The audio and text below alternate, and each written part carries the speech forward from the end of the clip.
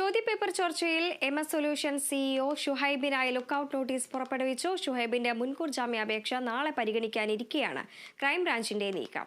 MS സൊല്യൂഷനിലെ അധ്യാപകർക്കും ചോദ്യം ചെയ്യലിന് നോട്ടീസ് അയച്ചിട്ടുണ്ട്. MS സൊല്യൂഷൻ CEO ഷുഹൈബ് ഒളിവിൽ പോയതിനെ തുടർന്നാണ് ലുക്കൌട്ട് നോട്ടീസ് പുറപ്പെടുവിച്ചിരിക്കുന്നത്.